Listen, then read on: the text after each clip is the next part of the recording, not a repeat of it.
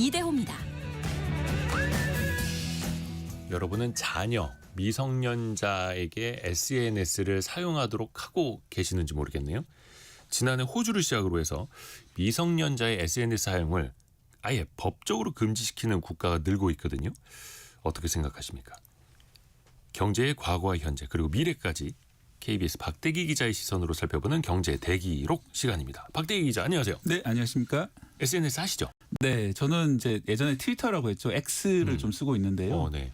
이게 예를 들어서 방금 말씀하신 두바이 쫀득 쿠키 같은 경우에도 예. 유행이 처음 시작한 데는 제가 알기로는 X에 시작을 했습니다. 그래서 이제 다른 플랫폼 유튜브나 이런 플랫폼으로 점차 번져가는 그런 식으로 유행의 상류에 있다고 그럽니다. X가. 그래서 출발점. 예, 출발점이라서 외국에서도 기자들이 X를 상당히 많이 쓰고 있어요. 그렇죠. 뭐 자기가 특종했을 때 그쪽으로 알리고 막. 네, 그리고 이제 정보를 수집할 때도 X에 워낙 다양한 사람들이 짧은 하지만 좀 새로운 내용들을 많이 올리기 때문에 수집하는 데 유용하지만 또 그만큼 가짜 정보들이 정말 많이 흘러다니기 때문에 또 비판적인 사람들이 되게 많습니다. 그래서 사실 마케팅할 때는 절대로 안 쓰는 플랫폼이라고 합니다. 아하, 또 비판적이어서. 예, 예.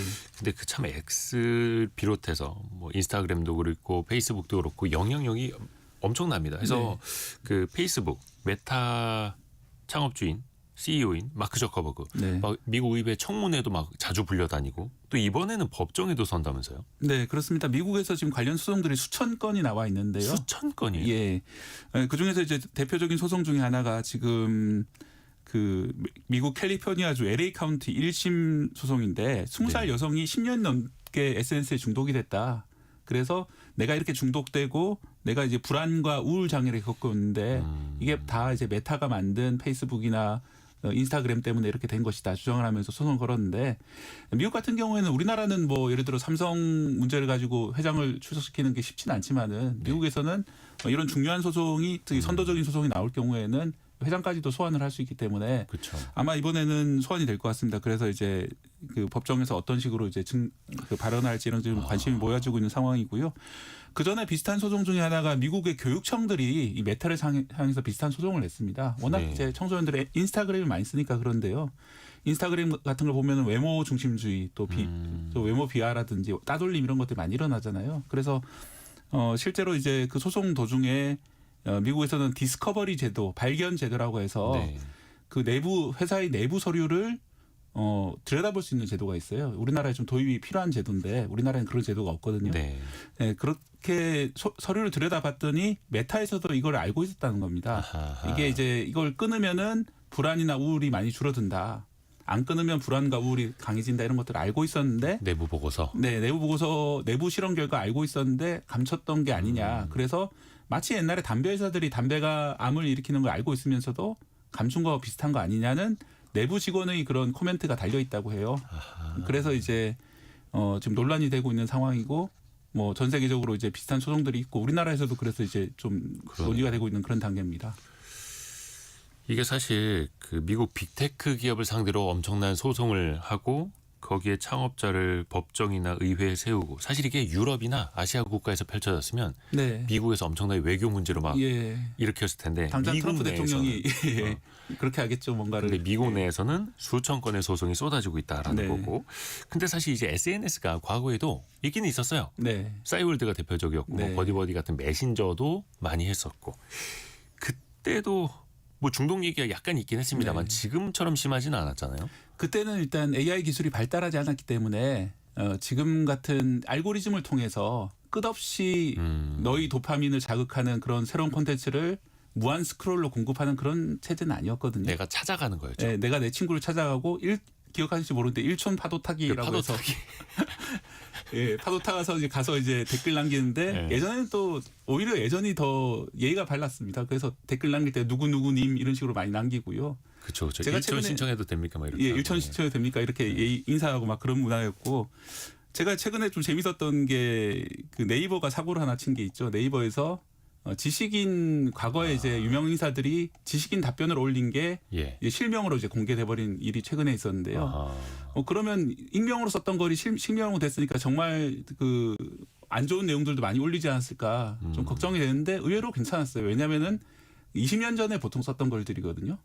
20년 전에 우리나라 인터넷 문화는 상당히 청정했습니다. 그래서 저도 이제 하나 그 익명으로 쓴 게 실명으로 공개된 게 있는데 저 진짜로요? 깜짝 놀라서 들어가 봤는데 아주 건전한 내용이에요. 아, 선풀. 예, 중학생한테 앞으로 인생을 어떻게 살아라 뭐 이런 내용을 아주 건전하게 너무 좌절하지 말고 어른들하고 잘 상의해 보세요 이런 식으로 건전하게 썼더라고요. 그런 건 기사화가 안 됩니다. 예, 그래서 이제 별로 그 전체가 기사화가 안 됐습니다. 맞습니다. 왜냐하면은 논란이 돼야 기사화가 되고. 예전에는 익명으로 썼을 때도 뭔가 선을 지켰었는데 어느 때부터인가 그런 선들이 무너지면서 점점 더 공격적이고 악플 이런 것들이 심해지고 있는데 저는 그게 이제 더 많은 도파민, 더 많은 쾌락을 추구하는 알고리즘이 도입이 됐고 또 하나는 이제 그러네요. 경제적 보상이 도입이 됐습니다. 지난해 그 영국 옥스포드에서 발표한 그 올해의 단어가 뭐였냐면은 분노 미끼라는 단어거든요. 분노? 미끼. 미끼요? 미끼? 예, 미끼. 물고기가 무는 미끼요? 예. 그러니까 이제 분노 미끼를 뿌린다는 거예요. SNS를 통해서.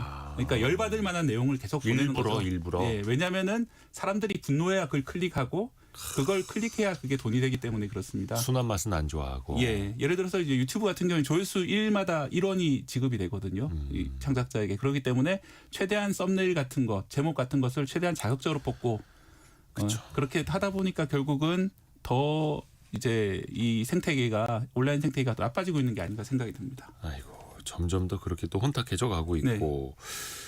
그러면 청소년에게 금지해야 하는 SNS는 무엇이냐? 이거 정의도 좀 필요한데. 네.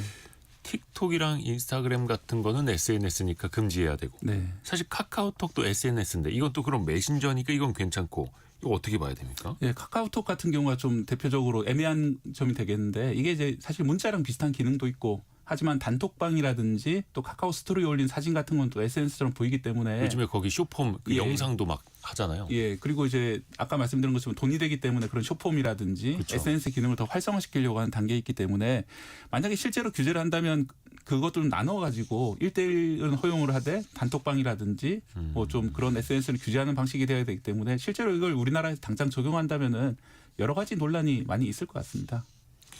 최근에 제가 그 뇌과학자 그 인터뷰를 했는데 이런 SNS 중독 그다음에 쇼폼 영상만 많이 보는 거 그런 표현까지 나오더라고요. 뇌를 뽑아버리는 거랑 마찬가지라고. 네. 그러니까 청소년들이 단순히 중독되고 시간을 빼앗기는 것뿐만 아니라 두뇌 발달에도 악영향을 미친다라는 거잖아요. 네.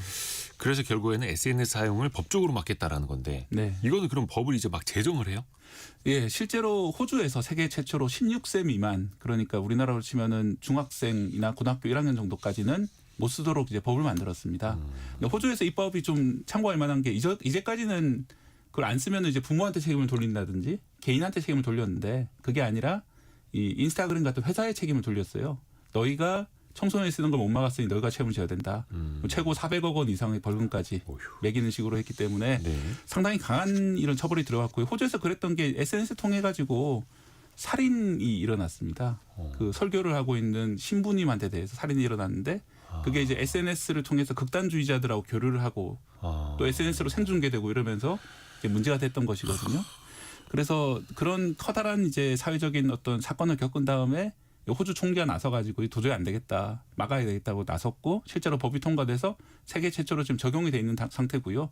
호주가 그렇게 하니까 이제 말레이시아에서도 내년부터 우리도 호주같이 그렇게 하겠다. 또 프랑스나 스페인에서도 비슷한 법을 좀 도입하겠다고 했고 예, 특히 스페인 총리 같은 경우에는 이런 메타 같은 회사들이 우리 청소년을 망치는 걸 절대로 방치하지 않겠다 이런 식으로 강한 발언을 해서 미국의 일론 머스크가 저 사람은 뭐 폭군이다 이런 식으로 반발하고 뭐 그런 세계적인 논란이 벌어지고 있는 그런 단계입니다.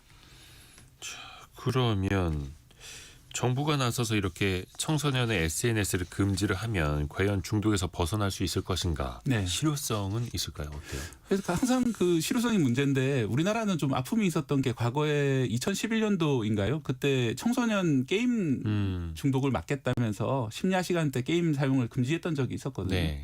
근데 그 결과 게임 중독이 사라졌냐 하면은 별로 효과가 없었다는 게 대체적인 의견입니다.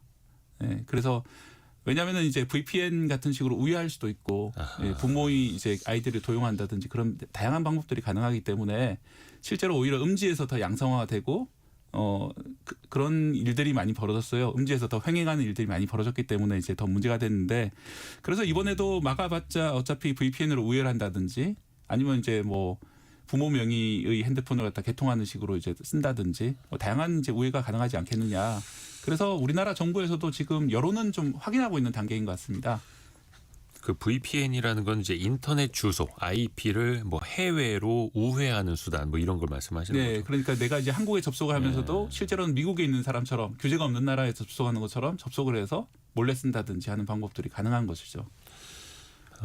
박미영 님이 소셜업체 책임도 크네요라는 생각도 보내주셨고 김시현 님은 호주처럼 일정한 연령대 청소년에게 법적으로 제한 거는 거 찬성입니다. 이렇게도 보내주셨고 근데 또 이게 법으로만 막는 게 또 능사는 아닌 것처럼 보이기도 하고 이게 참 고민이 되네요. 네, 그렇습니다. 왜냐하면은 이게 또 개인의 표현 자유 차원이 있거든요. 이게 기본권이잖아요. 그래서 전에는 이제 우리나라에서도 학교에서 스마트폰을 쓰는 걸 막지를 못했었습니다. 왜냐하면은 아이들도 스마트폰을 쓰고 뭐 인터넷을 하고 이런 기본권이고 표현의 자유고 뭔가 말을 남기고 알 권리도 있고 이런 것들인데 그런 것들을 이제 무작정 맞는 게 과연 인권에 맞는 것이냐 이런 이제 지적이 있었기 때문에 못 막았던 것인데 최근에 우리는 그렇다 하더라도 이 알고리즘이 워낙 강력하기 때문에 어느 정도까지는 막아야 되는 것이 아니냐. 다만 이제 그 범위를 어느 정도까지 할 것이냐 아예 못 쓰게 하는 것이 아니라 예를 들어 이용 시간을 좀 제한을 한다든지 하루에 이제 볼 수 있는 시간을 좀 제한한다든지 아니면 지금처럼 강한 알고리즘이 들어가지 않도록 알고리즘을 좀 완화를 한다든지 또 지나치게 분노를 일으키는 그런 아이템들 그런 콘텐츠에 대한 통제를 좀 한다든지 연령별로 통제를 한다든지 또 무한 스크롤은 가능하지 않도록 기능을 붙인다든지 네.